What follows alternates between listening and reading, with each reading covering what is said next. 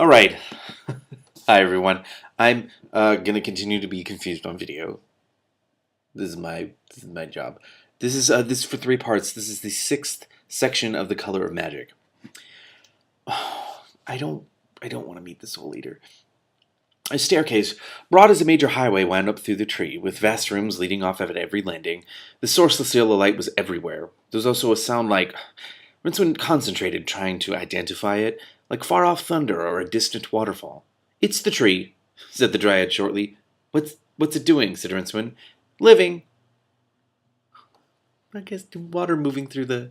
Okay, anyway, I wondered about that. I mean, are we really in a tree? Have I been reduced in size? From outside it looked narrow enough for me to put my arms around. It is. But here I am inside it? You are. Said Rincewind. Juelle laughed. "I can see into your mind, false wizard." False wizard. This is the funniest running joke in the world. Everyone is... Anyway, am I not a dryad? Do you not know that what you belittle by the name tree is but the mere four-dimensional analog of a whole multidimensional universe which... No, I can see you do not. I should have realized that you weren't a real wizard when I saw you didn't have a staff. "Lost it in a fire," lied Rincewind automatically. "No hat with magic sigils embroidered on it. It blew off. No familiar. It died. Look, thanks for rescuing me, but if you don't mind, I think I ought to be going. If you could show me the way out..." Something in her expression made him turn around. There were 3 he-dryads behind him. They were as naked as the woman and unarmed. That last fact was irrelevant, however. They didn't look as though they would need weapons to fight Rincewind. They looked as though they could shoulder their way through solid rock and beat up a regiment of trolls into the bargain. The 3 handsome giants looked down at him with wooden menace.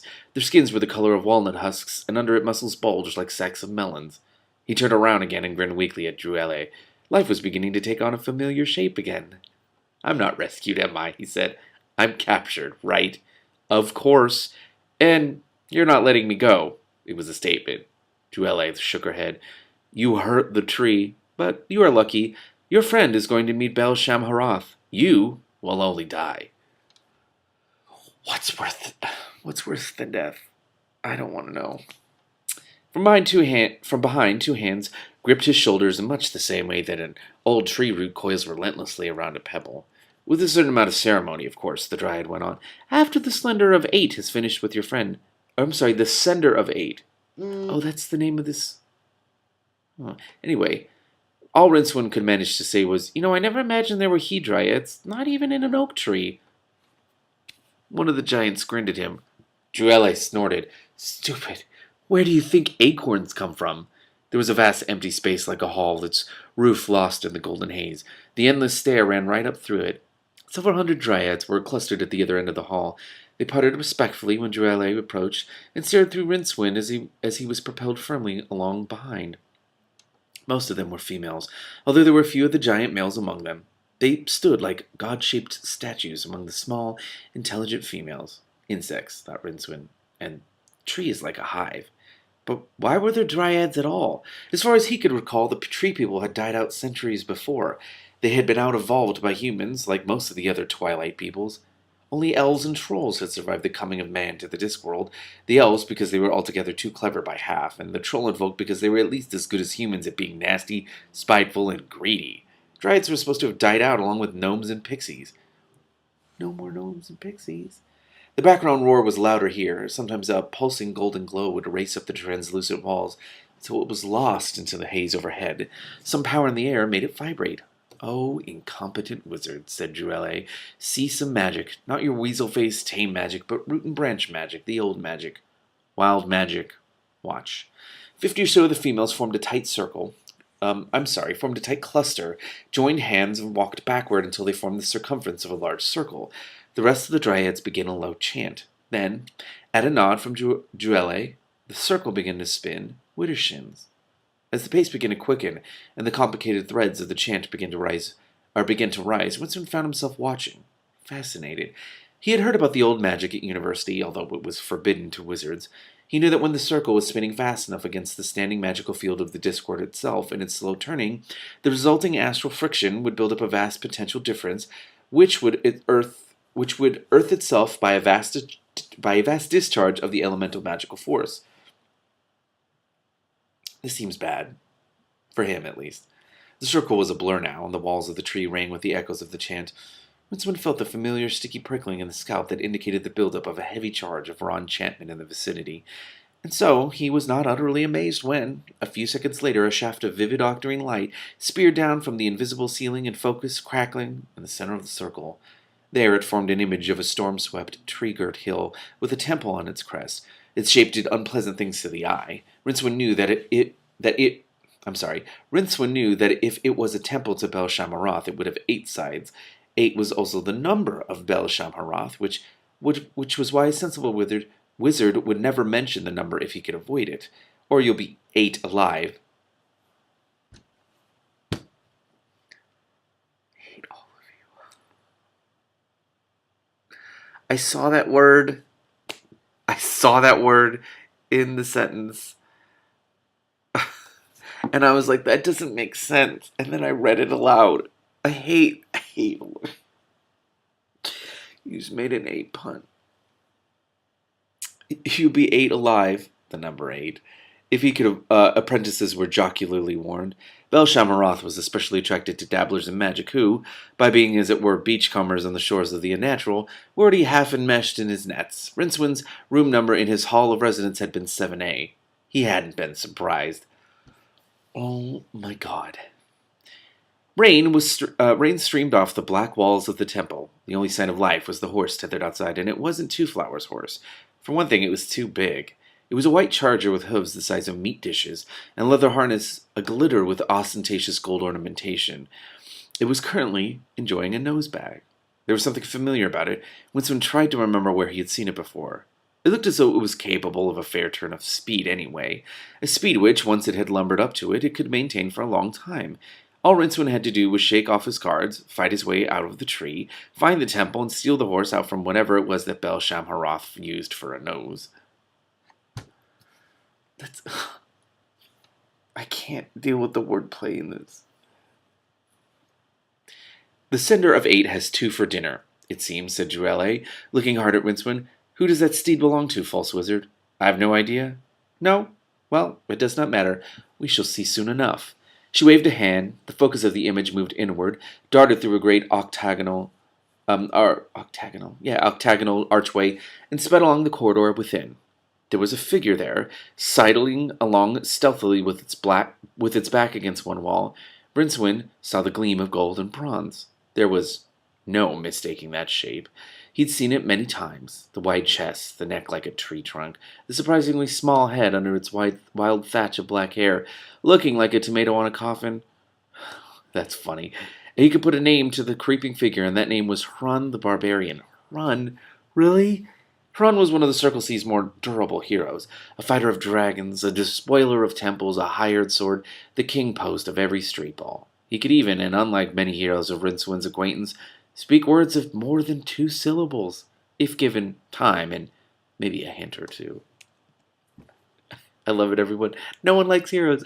There was a sound on the edge of Rincewind's hearing. It sounded like several skulls bouncing down the steps of some distant dungeon. That's the fucking dice. That has to be the dice. He looked sideways at his guards to see if they had heard it. They had all their limited attention focused on Hrun, who was admittedly built on the same lines as themselves. Their hands were resting lightly on the wizard's shoulders. Rincewind ducked, jerked backward like a tumbler, and came up running. Behind him he heard Joelle shout, and he redoubled his speed. Something caught the hood of his robe, which tore off. A he-dryad waiting at the stairs spread his arms wide and grinned woodenly at the figure hurtling toward him. Without breaking his stride, Rincewind ducked again, so low that his chin was on a level with his knees, while a fist like a log sizzled through the air by his ear. Ahead of him, a whole spiny of the tree man awaited. He spun around, dodged another blow from the puzzled guard, and sped back toward the circle, passing on the way the dryads who were pursuing him and leaving them as disorganized as a set of skittles. But there were still more in front, pushing their way through the crowds of females and smacking their fists into the horny palms of their hands with anticipatory concentration. Stand still, false wizard, said Joelle, stepping forward. Behind her, the enchanted dancers spun on. The focus of the circle was now drifting along a violet-lit corridor. Rincewind cracked. Will you knock that off? He snarled. Let's just get this straight, right? I am a real wizard. He stamped a foot petulantly. Indeed, said the dryad. Then let us see you pass a spell. Began Rincewind. The fact was that, since the ancient and mysterious spell had squatted in his mind, he'd been unable to remember even the simplest cantrip for, say, killing cockroaches or scratching the small of his back without using his hand. That is an amazing power. I want that. The mages at Unseen University had tried to explain this by suggesting that the involuntary memorizing of the spell had, as it were, tied up all his spell retention cells. That's too much. In his darker moments, Rincewind had come up with his own explanation as to why even minor spells refused to stay in his head for more than a few seconds. They were scared, he decided. So, God. Oh, what is the spell in his head? He repeated. A small one would do, said Druelle, watching him curl his lips in a frenzy of anger and embarrassment. She signaled, and a couple of he-dryads closed in. The spell chose, that moment, to vault into the temporarily abandoned saddle of Rincewind's unconsciousness. He felt it sitting there, leering defiantly at him. I do know a spell, he said wearily. Yes, pray tell, said Druelle. Rincewind wasn't sure that he dared, although the spell was trying to take control of his tongue. He fought it. You said you could read by bind, he said distinctly. Read it. She stepped forward, looking mockingly into his eyes. Her smile froze. Her hands raised protectively. She crouched back. From her throat came a sound of pure terror. Rincewind looked around. The rest of the dryads were also backing away. What had he done? Something terrible, apparently. What is this spell? But in his experience, it was only a matter of time before the normal balance of the universe resorted itself and started doing the usual terrible things to him.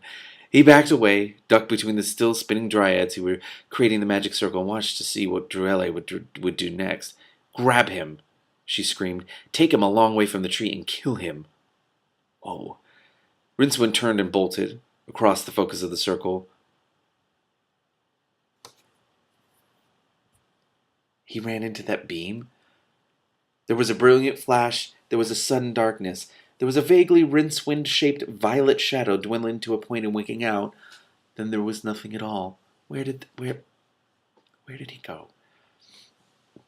Huron the Barbarian crept soundlessly along the corridors, which were lit with a light so violet that it was almost black. His earlier confusion was gone. This was obviously a magical temple, and that explained everything. Does he not actually know who the temple belongs to? Do other people not know about the Soul Eater? Is it only magicians, or wizards, I guess? It explained why, early in the afternoon, he had espied a chest by the side of the track while riding through this benighted forest. Its top was invitingly open, displaying much gold, but when he had leapt off his horse to approach it, the chest had sprouted legs and... Oh, God. And it had gone trotting off into the forest, stopping again a few hundred yards away. Now, after several hours of teasing pursuit, he had lost it in these hell-lit tunnels. Of course it would go find Two-Flower. On the whole, the unpleasant carvings and occasional disjointed skeletons he passed held no fears for Huron. This was partly because he was not exceptionally bright, while being at the same time exceptionally unimaginative, but it was also because odd carvings and perilous tunnels were all in a day's work. Oh my God. He spent a great deal of time in similar situations, seeking gold or demons or distressed virgins and relieving them respectively of their owners, their lives, and at least one cause of their distress. Observe Huron as he leaps cat-footed across a suspicious tunnel mouth. Even in this violet light his skin gleams coppery. There is much gold about his person, in the form of anklets and wristlets, but otherwise he is naked except for a leopard-skin loincloth. He took that in the steaming forest of Hawandaland after killing its owner with his teeth. I feel like that's literally what happened. Anyway, in his right hand he carries the magical black sword Kring, which was forged from a thunderbolt and has a soul but suffers no scabbard. Huron had stolen it only 3 days before from the impregnable palace of the archmandrite of Beatuni. He was already regretting it. It was beginning to get on his nerves. I tell you, it went right down that last passage on the right, hissed Kring in a voice like the scrape of a blade over stone. Be silent! All I said was, shut up! He's arguing with this sword that he got on a quest. Oh my God. I'm going to stop here because I only have like 20 seconds left. I hadn't been paying attention. Good thing I looked over because I could have gone over my time. Alright, I'll keep reading in the next video.